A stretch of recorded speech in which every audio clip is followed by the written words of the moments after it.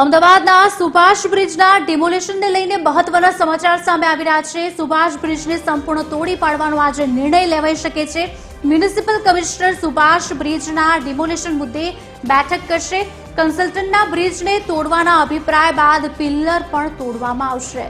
નવો સુભાષ બ્રિજ બનતા 2027 સુધી રાહ પણ જોવી પડી શકે છે।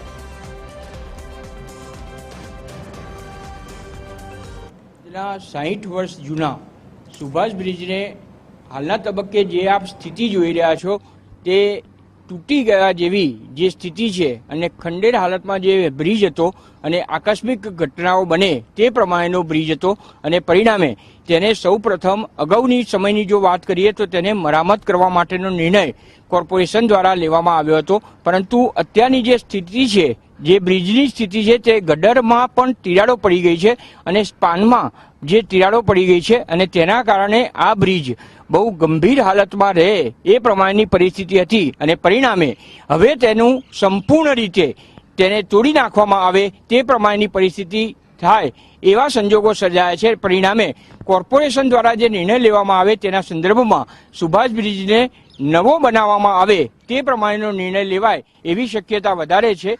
આજે જે રીતે કન્સલ્ટન્ટે કોર્પોરેશનના કન્સલ્ટન્ટ દ્વારા જે અભિપ્રાય આપવામાં આવ્યો છે તે સુભાષ બ્રિજને સંપૂર્ણ તોડી નાખવામાં આવે અને આ માટેનું સ્પેશિયલ બજેટ પણ રૂપિયા 255 કરોડ જેવું ફાળવવામાં આવ્યું છે। એટલે હવે આ બ્રિજને નવો બનાવવો કે કેમ તે અંગે આજે જે સાંજે સ્ટેન્ડિંગ કમિટીની બેઠક યોજાવાની છે। સ્ટેન્ડિંગ કમિટીની બેઠકમાં આ અંગે અંતિમ નિર્ણય લેવામાં આવશે। પરંતુ અત્યારે બ્રિજની જે સ્થિતિ છે એ જોતા સંપૂર્ણતઃ નવો બનાવવામાં આવે તો અમદાવાદના નગરજનોને ફાયદો થઈ શકે તેમ છે। એટલું જ નહીં પરંતુ જે દુર્ઘટનાઓ થાય છે તેમાંથી પણ નિવારી શકાય છે। પરિણામે આ સુભાષ બ્રિજને હવેથી નવો બનાવવામાં આવે, પરંતુ નવો બ્રિજ ક્યારે બનાવવામાં આવશે, ક્યારે પૂર્ણ કરવામાં આવશે તે એક યક્ષ પ્રશ્ન છે। જો કે આયોજન મુજબ 2027ના એપ્રિલ સુધીમાં આ બ્રિજ પૂરો કરી નાખવામાં આવે તે પ્રમાણેનું આયોજન પણ કોર્પોરેશન તેમજ કન્સલ્ટન્ટ દ્વારા કરવામાં આવ્યું છે। ત્યારે હવે આ બ્રિજ